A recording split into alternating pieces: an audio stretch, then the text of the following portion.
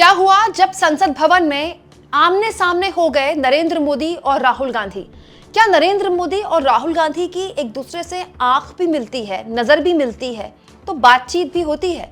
नरेंद्र मोदी और राहुल गांधी का आमना सामना हुआ तो क्या बात हुई, और बात हुई तो किस तरह की बात हुई। दोस्तों, हमारे देश में राजनीतिक शिष्टाचार नाम की एक चीज रही है, हमेशा से रही है, आज से नहीं, हमेशा से। जब लंबे दौर तक, दशकों तक बीजेपी विपक्ष में रही तब भी, लेकिन जब से ये जो हमारी देश की राजनीति ओवर एग्रेसिव हो गई ना, हद से ज्यादा एग्रेसिव, जिसमें आप विपक्षियों को दुश्मन मानने लगते हैं, ये शिष्टाचार खत्म हो गया है। यही वजह है कि आज एक ऐसी तस्वीर देखने को मिली जिस पर मुझे लगा कि वीडियो बनाकर बात की जाए, क्योंकि अमूमन पॉलिटिक्स में किसने क्या कहा, किसने किसको कैसे जवाब दिया, इस पर हम बहुत बात करते हैं, लेकिन हमारी एक्चुअली में समाज किस दिशा में जा रहा है उसका एक प्रतिबिंब हमारे देश की पॉलिटिक्स में आज देखने को मिला। दोस्तों, आज बाबा साहब अंबेडकर को देश याद कर रहा है परिनिर्माण दिवस में। दोस्तों, आज बाबा साहब भीमराव अंबेडकर की पुण्यतिथि है। दोस्तों, बाबा साहब अंबेडकर हम भारतीयों के लिए क्या हैं ये बताने की जरूरत नहीं है। कुछ लोग उनको केवल दलितों का मसीहा मानते होंगे, लेकिन मैं उनको एक बहुत ही रिच पर्सनालिटी मानती हूँ। एक ऐसे शख्स जिन्होंने औरतों के अधिकारों के लिए लड़ाई लड़ी, बाकायदा इस्तीफा दे दिया औरतों के अधिकारों के लिए। एक ऐसे शख्स जिन्होंने दलितों, वंचितों के समाज को आगे बढ़ाने के लिए अपना पूरा जीवन दे दिया। उनके इकोनॉमी को लेकर, अर्थव्यवस्था को लेकर जो विचार थे वो इतने शानदार थे। वर्ल्ड पॉलिटिक्स को लेकर उनके विचार इतने शानदार थे। तो बाबा साहब अंबेडकर अपने आप में एक ऐसी पर्सनालिटी हैं जो हमारे लिए गर्व की बात है कि हमारे पास ऐसी फ्रीडम फाइटर्स रहे, ऐसी पर्सनालिटीज रहीं, ऐसे पूर्वज रहे हमारे, हम इनके बच्चे हैं। और इसीलिए बाबा साहब की आज पुण्यतिथि के मौके पर उनको तमाम संसद भवन में गणमान्य लोगों ने याद किया। वहाँ सत्ता पक्ष के लोग भी थे, विपक्ष के लोग भी थे, सत्ता पक्ष के सांसद भी थे, विपक्ष के सांसद भी थे। राष्ट्रपति महोदया खुद वहाँ पर आई। राष्ट्रपति द्रौपदी मुर्मू ने बाबा साहब अंबेडकर को श्रद्धांजलि दी, और उसके बाद प्रधानमंत्री मोदी भी वहाँ पर आए, और उसके बाद एलओपी राहुल गांधी भी यहाँ पर आए।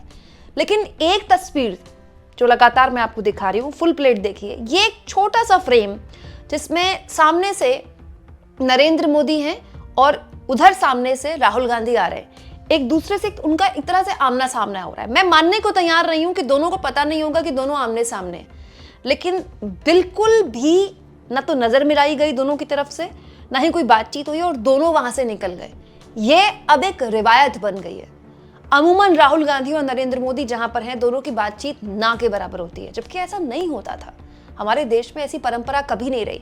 इनफैक्ट दोस्तों, ये दोनों नेता राहुल गांधी और नरेंद्र मोदी, जिन बाबा साहब अंबेडकर को आज याद करने के लिए इकट्ठा हुए, उनको श्रद्धांजलि दे रहे थे, ये तो उन्होंने भी कभी नहीं किया। तो बाबा साहब के वैचारिक मतभेद रहे नेहरू के साथ, फिर भी वो नेहरू की कैबिनेट का हिस्सा बने, कितनी बड़ी बात है।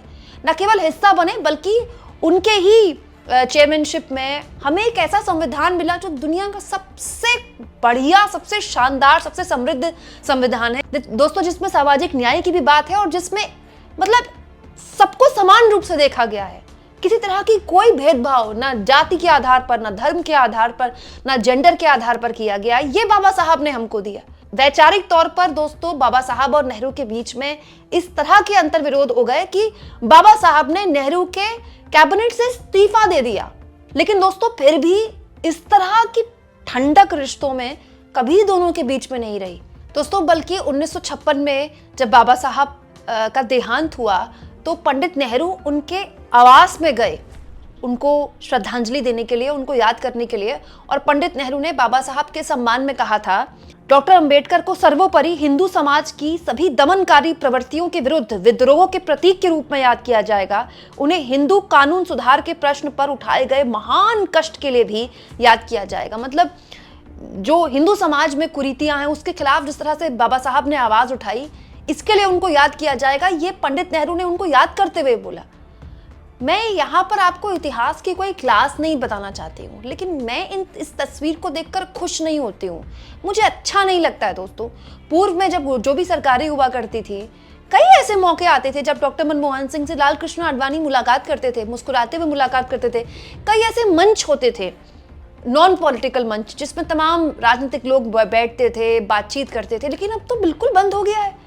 आप संसद में देखिए, संसद में सत्ताधारी दल विपक्ष को ऐसे ट्रीट करता है जैसे गुड फॉर नथिंग है, जैसे ये देश के दुश्मन है, मतलब आरएसएस प्रमुख मोहन भागवत तक को कहना पड़ता है बीजेपी को कि जो विपक्ष के लोग हैं वो दुश्मन नहीं है, वो विपक्षी हैं। लेकिन जो एक टेम्परामेंट अपनाया गया है विपक्ष के नेताओं के लिए, वो मतलब ऐसा कभी नहीं हुआ भारत के इतिहास में। और क्योंकि सरकार ऐसा करती है विपक्ष के नेताओं के साथ, तो विपक्ष के नेता भी यही करते हैं। दोस्तों, अगर इस तस्वीर में राहुल गांधी और नरेंद्र मोदी एक दूसरे से आंख में आंख मिलाते, एक दूसरे से रुख मिलाते, बात करते, कम से कम बेसिक जेस्चर एक दूसरे से हाथ जोड़ते, जो कि हमारे भारत में होता है, हाथ मिलाते, कितना अच्छा लगता।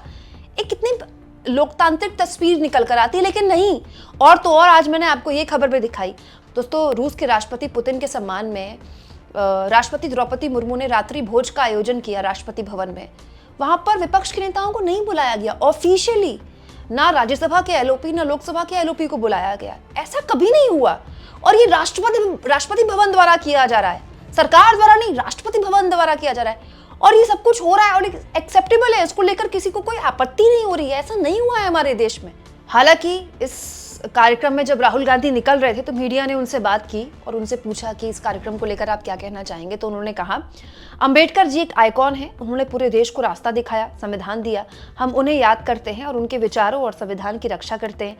हिंदुस्तान के हर नागरिक का संविधान खतरे में है, हम उसकी रक्षा कर रहे हैं।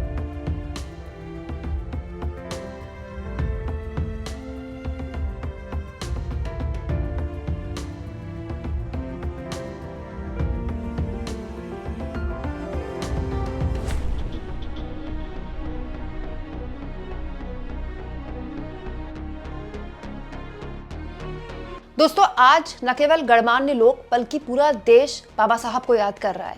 बाबा साहब के उद्देश्य, बाबा साहब के उसूल हमें ये सिखाते हैं कि हम सब में कोई ना कोई गतिरोध हो सकता है, कोई ना कोई असहमति हो सकती है, किसी ऐसी चीज़ को लेकर वैचारिक मतभेद भी हो सकते हैं जिससे मैं इत्तेफाक न रखूँ, आप रखें, आप न रखें, मैं रखूँ।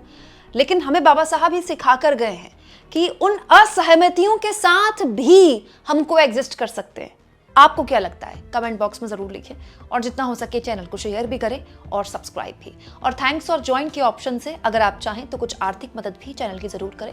और साथ साथ दोस्तों, मेरे वीडियोस जो भी आपको पसंद है उसको आप अपने अपने सोशल मीडिया हैंडल्स में भी शेयर कर सकते हैं। जैसे आप अपने ट्विटर पे शेयर कर सकते हैं, इंस्टाग्राम पे शेयर कर सकते हैं, व्हाट्सएप पे शेयर कर सकते हैं, फेसबुक पे शेयर कर सकते हैं। इसके ज़रिए हमारी जो ये फ्री जर्नलिज्म की मुहिम है, इसको अपने स्तर पर हम आगे बढ़ाकर सही खबर लोगों तक पहुँचाने का प्रयास कर रहे हैं।